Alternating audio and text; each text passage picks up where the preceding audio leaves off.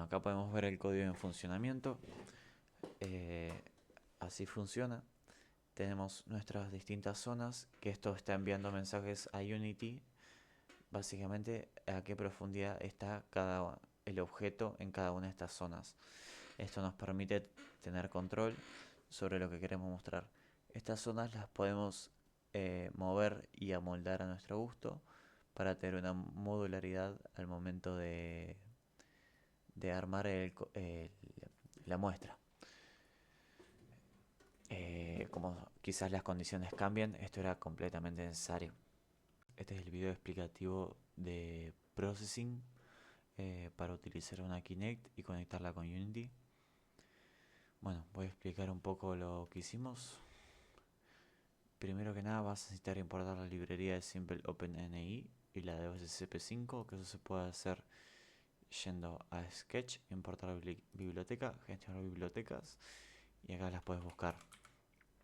Ojo que si viste un video de The Coding Train o algo así, hay una librería vieja que ya no anda, o por lo menos ya no anda en Windows.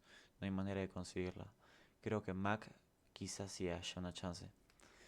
Em, pero bueno, voy a explicar un poco por encima lo que es el código.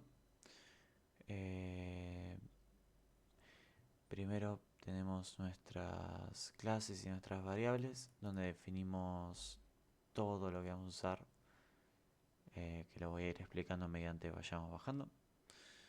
Bueno, nuestra función setup, lo que tenemos principalmente, eh, utilizamos simple OpenNI para habilitar la captura de datos de profundidad. Y si la Kinect no está disponible, se muestra un mensaje y el programa se cierra.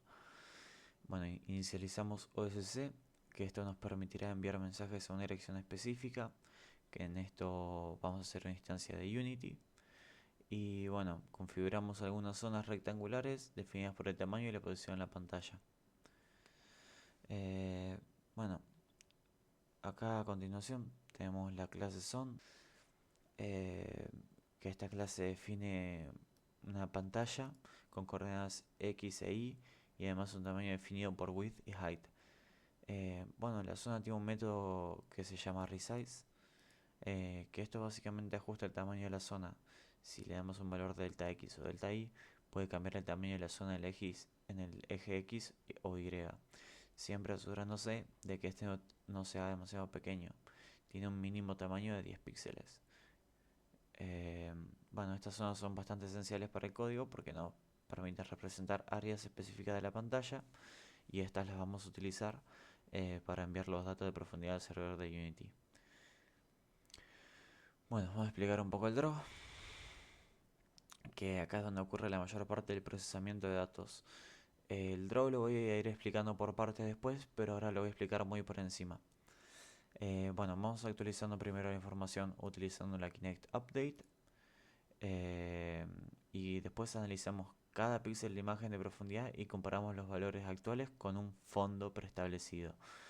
Si hay una si hay una diferencia significativa en la profundidad, marcamos un píxel como parte de un objeto.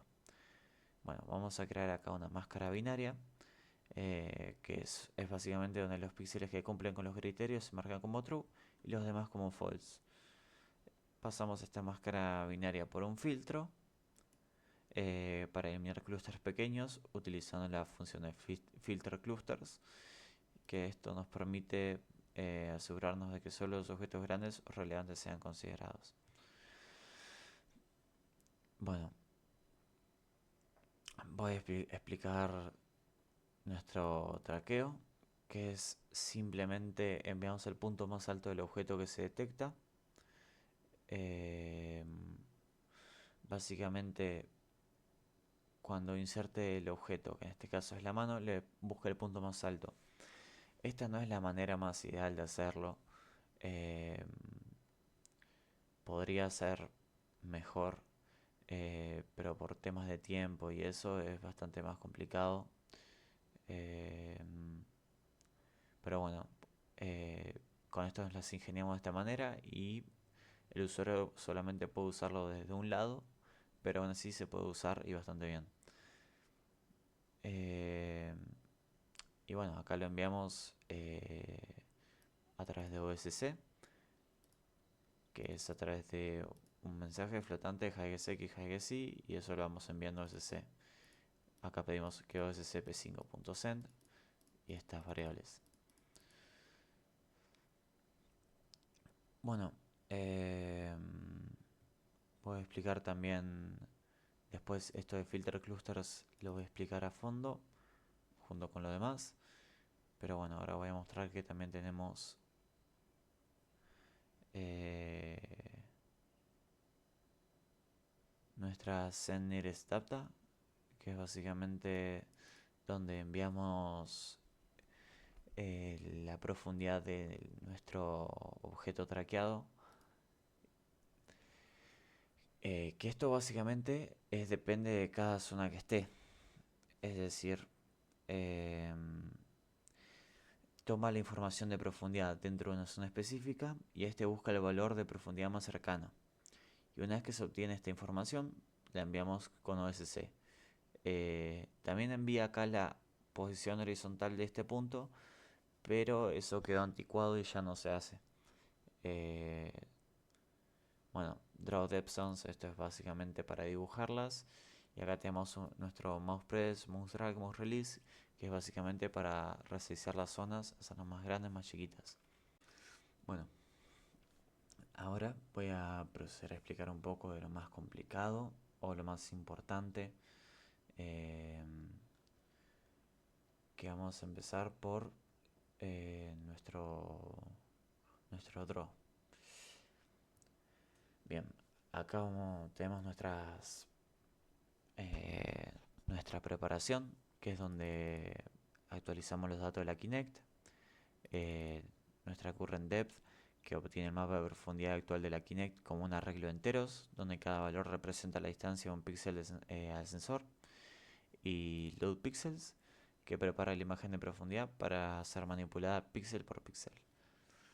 Bien, acá creamos nuestra máscara binaria, que esto básicamente lo que va a hacer es almacenar si cada píxel cumple con ciertos criterios, es decir, si pertenece a un objeto de interés o no.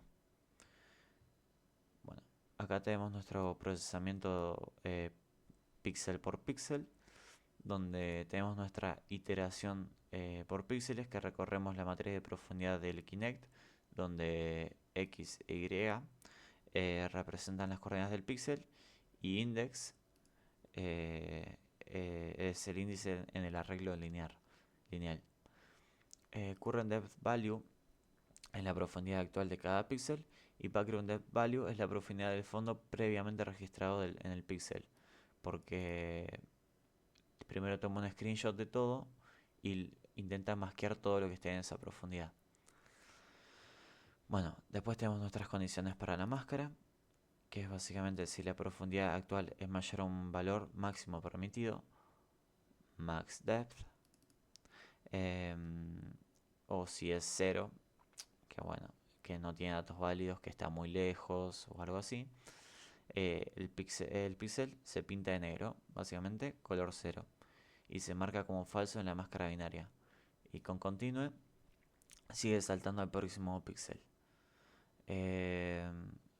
Bueno, después tenemos este integer depth diff, que esto es básicamente para los píxeles que sean válidos, calcula la diferencia absoluta entre la profundidad actual y la del fondo con depth diff.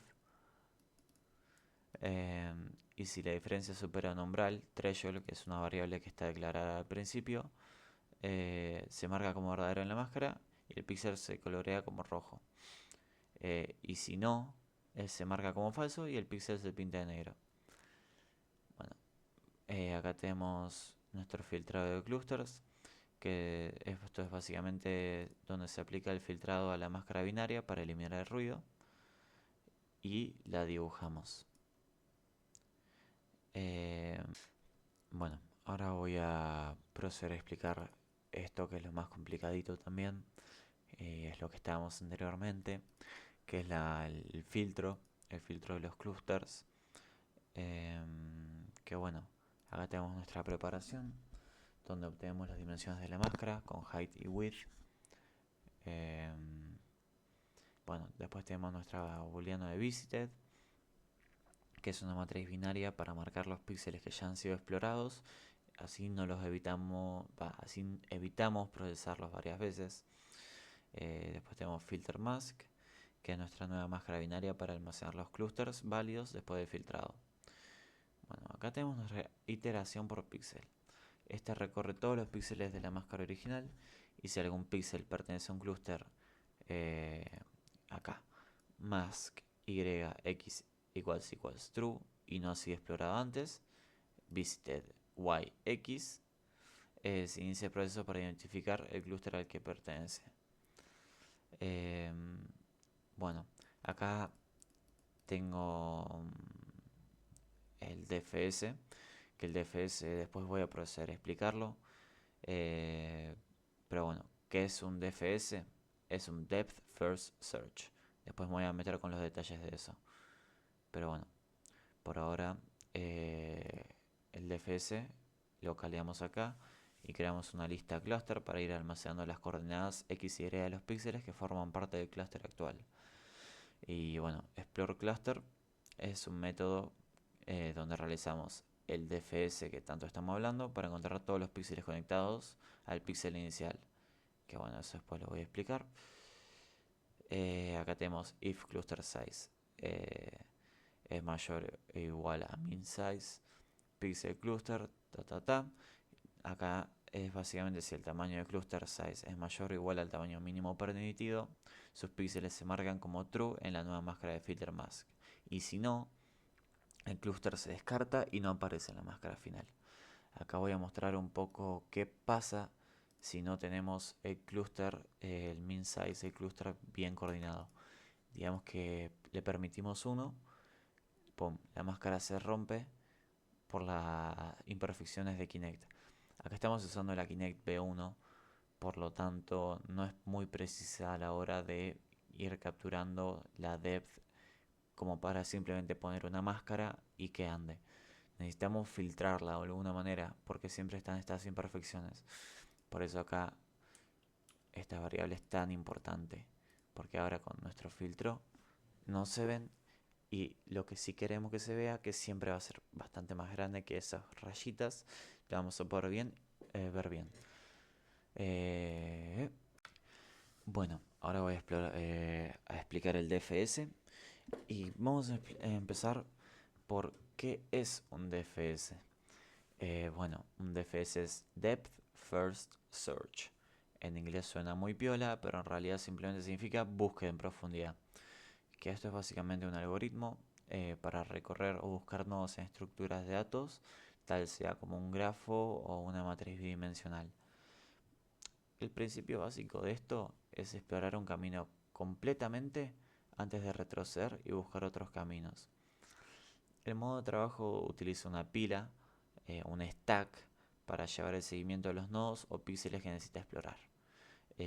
Marca los nodos visitados para evitar ciclos infinitos, que eso ya es un tema de optimización. Y el propósito de Explore Cluster es básicamente explorar un clúster de píxeles conectados, en este caso definidos por valores como true en la matriz binaria, mask. ¿Cómo funciona nuestro método? Bien, vamos a explicarlo.